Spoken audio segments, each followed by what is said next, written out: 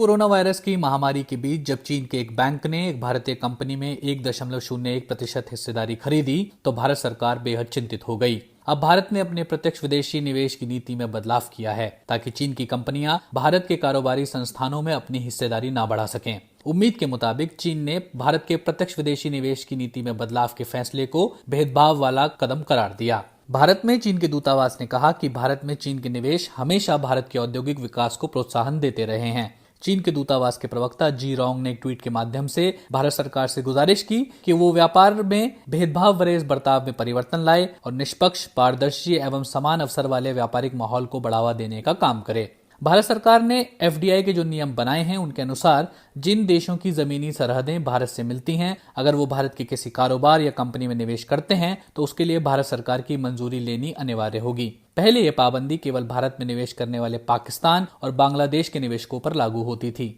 भारतीय मीडिया ने खबर दी थी कि चीन के पीपल्स बैंक ऑफ चाइना ने भारत में घर का कर्ज बांटने वाली सबसे बड़ी गैर बैंकिंग संस्था housing development finance corporation limited HDFC में अपनी हिस्सेदारी 0.8% से बढ़ाकर 1.01% कर ली है। 18 अप्रैल को भारत सरकार के उद्योग और आंतरिक व्यापार प्रोत्साहन विभाग ने प्रेस में एक बयान जारी किया था। 19 अप्रैल को अंग्रेजी के भारतीय अखबार द हिंदू ने इस बयान के हवाले से खबर दी थी कि एफडीआई की नीति में इस बदलाव का मकसद स्पष्ट है। हम किसी भी विदेशी निवेशक द्वारा कोरोना वायरस महामारी का फायदा उठाकर किसी भारतीय कंपनी का अधिग्रहण करने या अपने कब्जे में लेने के प्रयासों को रोकना चाहते हैं। इस रिपोर्ट के मुताबिक भारत सरकार के आधिकारिक बयान में आगे ये भी कहा गया था कि अगर भविष्य में भी भारत के पड़ोसी देशों द्वारा प्रत्यक्ष विदेशी निवेश के कारण किसी भारतीय कंपनी का स्वामित्व बदलता है तो इसके लिए भी भारत सरकार की मंजूरी लेनी जरूरी होगी। भारत के प्रमुख बिजनेस अखबार द इकोनॉमिक टाइम्स ने 20 अप्रैल को खबर दी थी कि भारत की प्रत्यक्ष विदेशी निवेश की नीति में इस बदलाव के दायरे में अन्य देशों में भारतीय कंपनियों के साथ होने वाले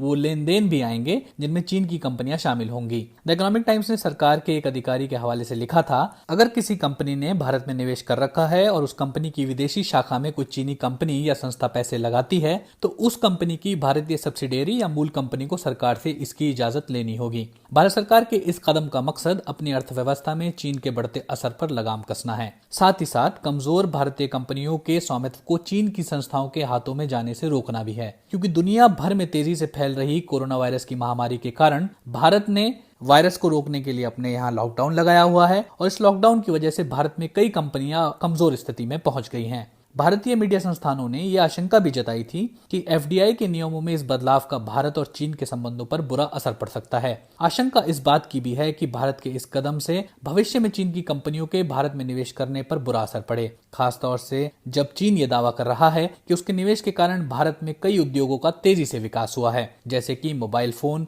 बिजली के घरेलू सामान, बुनियादी ढांचे और ऑटोमोबाइल इंडस्ट्री। चीन ने भारत में बड़े पैमाने पर निवेश किया हुआ है। रिसर्च समूह ब्रुकिंग्स इंडिया ने मार्च महीने में एक अध्ययन की रिपोर्ट जारी की थी। भारत के प्रमुख अखबार द इंडियन एक्सप्रेस ने इस रिपोर्ट के हवाले से लिखा था कि भारत में चीन का मौजूदा और प्रस्तावित निवेश $26 अरब को पार कर गया है। इस रिपोर्ट में आगे कहा गया था कि चीन की कंपनियां उस छानबीन से अक्सर बच निकलती हैं जिनका सामना भारत में निवेश करने वाली पश्चिमी देशों की कंपनियों को आमतौर पर करना पड़ता है, जबकि चीन की संस्थाओं ने भारत में कई बड़े निवेश और अधिग्रहण किए हैं। अंग्रेजी समाचार पत्र द मिंट ने 19 अप्रैल को खबर दी थी कि भारत सरकार के प्रत्यक्ष विदेशी निवेश की नीति में बदलाव के कारण कोरोना वायरस महामारी के बाद के दौर में भारत में चीन का निवेश थम सकता है। इस रिपोर्ट में आगे लिखा गया था कि $1 अरब से अधिक मूल्य वाली 23 भारतीय स्टार्टअप कंपनियों में से 18 के पीछे चीन के निवेशक हैं। इस रिपोर्ट में यह भी कहा गया था कि एफडीआई के ये नए नियम चीन के निवेशकों को इस बात के लिए मजबूर कर देंगे कि वो या तो भारत में आगे निवेश की योजना टाल दें